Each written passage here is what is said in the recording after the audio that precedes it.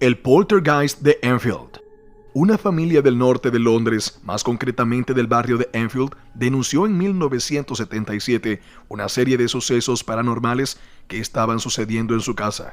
Durante la noche, las dos hijas de la familia sufrieron movimientos de sillas, cortinas, almohadas o posesiones en su habitación.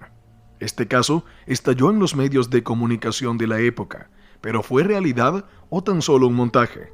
Antes de seguir, no olvides dejar tu like y suscribirte. Con esto apoyarás el que sigamos haciendo contenido de este tipo para ti. Ahora sí, comencemos. La historia cuenta cómo una noche Peggy se despertó alarmada por los gritos de sus hijas. Al ir corriendo a la habitación, las niñas asustadas y entre sollozos decían que había alguien con ellas que les movía sus camas. Peggy, pensando que habían tenido pesadillas, prácticamente no les hizo caso, aunque se quedó con ellas hasta que se durmieron. A la noche siguiente, todo volvió a repetirse, y cuando la mujer volvía a su habitación, oyó como un mueble era arrastrado en la habitación de las niñas. Al regresar, vio como un baúl estaba en mitad de la estancia. Pensando que sus hijas lo habían movido, decidió ponerlo en su sitio, hasta que se dio cuenta de que casi ella no era capaz de volverlo a colocar en su lugar. Tras tapar a sus hijas, de camino a su cama, volvió a oír el baúl siendo arrastrado por la habitación. Corrió hacia ella mientras que algo aporreaba las paredes de la habitación. Cogió a sus 4 hijos, los llevó a la planta baja de la casa y pidió ayuda a los vecinos Vic y Peggy Nottingham. Mientras que la asustada madre llamaba a la policía, Vic empezó a investigar la vivienda. Al día siguiente, la familia se encontraba acompañada de los Nottingham cuando los juguetes de los niños empiezan a salir volando por su habitación. Es entonces cuando, viendo que la policía no les podía ayudar, ya que en la vivienda no se estaba cometiendo ningún delito, deciden acudir al The Daily Mirror. El periódico envía a un veterano redactor, George Fallows, a un fotógrafo, Graham Morris, y a un reportero, Douglas Vance. Después de estar en el interior de la casa durante varias horas sin que sucediera nada, los reporteros decidieron marcharse, pero cuando casi estaban en su coche, la madre sale de la casa llamándolos. Al regresar a la vivienda, pudieron observar personalmente el fenómeno. Es más, una pieza de Lego golpeó en la frente del fotógrafo mientras intentaba tomar unas fotografías. Cuando el fotógrafo reveló el carrete, se percató de que la foto de ese momento tenía un agujero. En ese momento, George Fallows llamó a la SPR, Sociedad para la Investigación Psíquica, que inmediatamente mandó a Maurice Grosse. El 5 de septiembre, una semana después de que comenzaran los fenómenos, Grosse llegó a la casa, pero durante los días siguientes no ocurrió nada fuera de lo común. Fue el 8 de septiembre, mientras que Grosse y los periodistas vigilaban la casa, cuando algo ocurrió. Entre las 10 y las 11 de la noche, oyeron un fuerte golpe en el dormitorio de las niñas. Al subir, descubrieron que una silla en la habitación estaba suspendida en el aire a una altura de unos 4 pies. A los pocos segundos, la silla cayó y despertó a Janet, que se encontraba dormida. Una hora más tarde, volvió a suceder y esta vez el fotógrafo Morris estaba preparado para capturar el acontecimiento en su cámara. Grosse experimentó en ese momento varios sucesos paranormales. Vio cómo las puertas se abrieron solas, sintió una fría brisa recorrer su cuerpo y uno de los juguetes voló sin que nadie aparentemente lo lanzara. Los fenómenos a partir de ese día empeoraron. Habían interferencias en los sistemas eléctricos de la casa. Los objetos desaparecían y aparecían inexplicablemente horas después.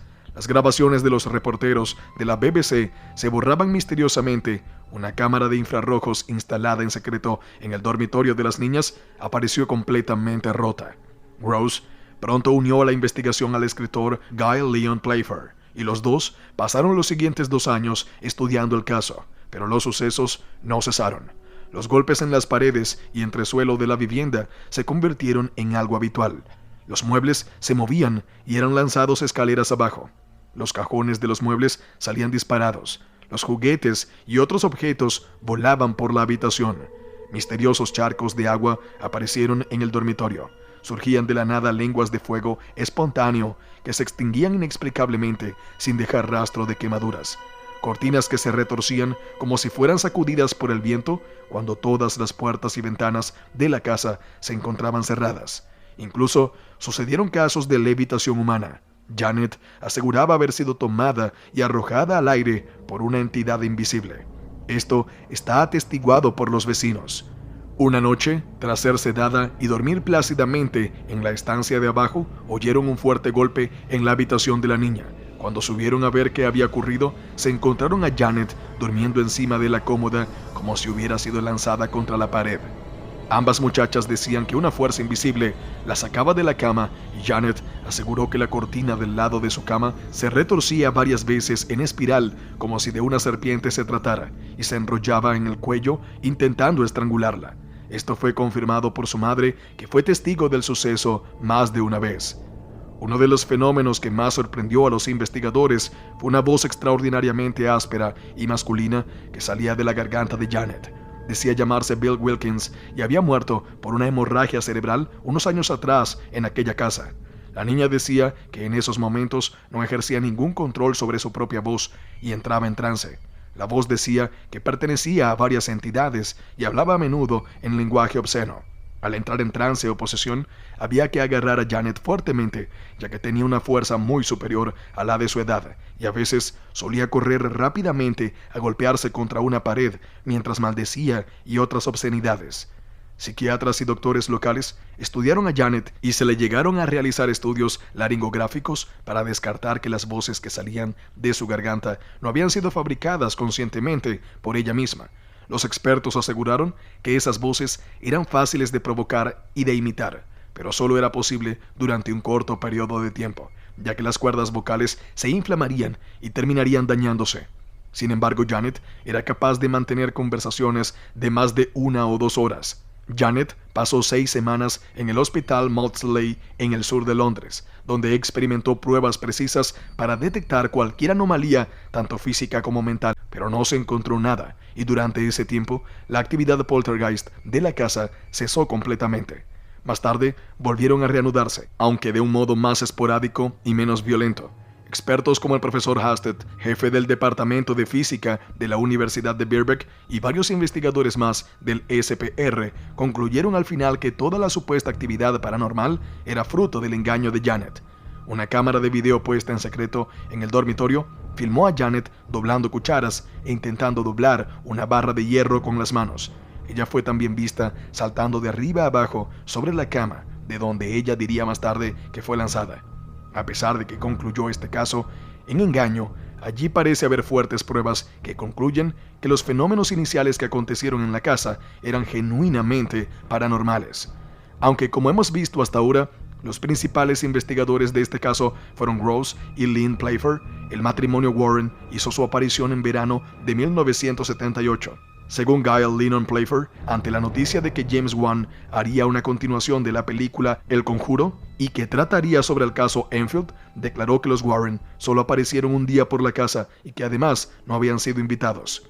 Además, añadió que Ed Warren le sugirió que podía hacerle conseguir mucho dinero con el caso. Al estar Ed muerto, no podremos preguntarle si este acontecimiento ocurrió realmente. Lo que sí es real es lo que pone en el libro de Gerald Brittle, El Demonólogo. Ed relata que los fenómenos ocurridos en aquella casa eran ocasionados por espíritus inhumanos. Ed y Lorraine visitan la casa el 16 de junio con un colega y en presencia de Gross entrevistan a Peggy, Janet y Margaret y al hermano de Peggy, John Burcombe. Según Gross, el matrimonio dijo que estaban impresionados con la evidencia.